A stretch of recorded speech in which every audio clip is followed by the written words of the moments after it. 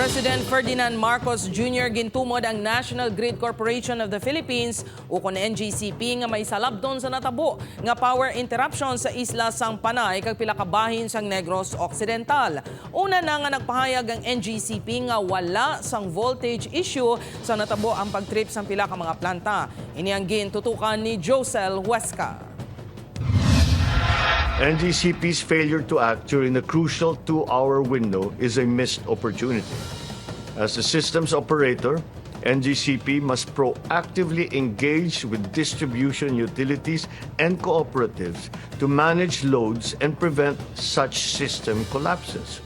Inang kabahin sa payag ni President Ferdinand Marcos Jr. na tuoy sa kapaltahan sa NGCP nga mapaiway ang natabo nga power outage sa Panay Island kag bahin sa Bacolod City kag Negros Occidental sa nagligad nga semana.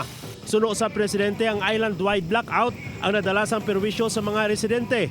Nagparalisa ka nagdulot sang dako nga kapirdihan sa negosyo kag pangabuyan. Nagdala man inis ang kahangawa sa nagakinahanglan sang serbisyo medikal. Ginpabutyag man ni PBBM ang pasalig sang NGCP nga tapuso nagligad nga tuig ang Mindanao, Visayas and Panay Negros Cebu interconnections pero wala pa ini mahuman. Nagmando man ang presidente sa ERC nga tapuso na ang pag-reset sang rates sang NGCP agud masiguro nga tumano ang ila obligasyon. Accountability lies with the NGCP. They are tasked with grid stability. Stability involves proactive responses to breakdowns and unexpected events, a duty that NGCP unfortunately has not fulfilled adequately. Una na nga nagpanindugan ang spokesperson sang NGCP sa interview sa GMA Regional TV1 Western Visayas ang Biyernes nga wala sang voltage issue sa tion nga nagpalya ang mga planta. Nagpanindugan man ini nga wala sang nag-trigger sa bahin sang transmission nga mo ang gintunaan sang problema.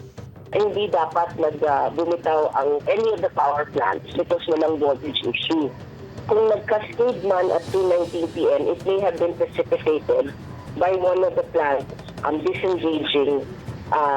Baka yun ang naging cause. Pero ginklaro na Attorney Alabanza nga makumpleto ang tanan nga detalye kung makahatag sang report ang PCPC. Gintinguan sa GMA Regional TV nga mapasabat ang PAM Concepcion Power Corporation pero wala nagasabat sa among tawag. Sa bahin sa PEDC, una na nga nagpahayag nga wala sa ila ang problema. Hindi cause yung tripping ng PEDC Unit 1, liwanagin lang natin dahil sufficient at saka stable pa yung grid, yung power supply natin. Josel Huesca, 1 Western Visayas.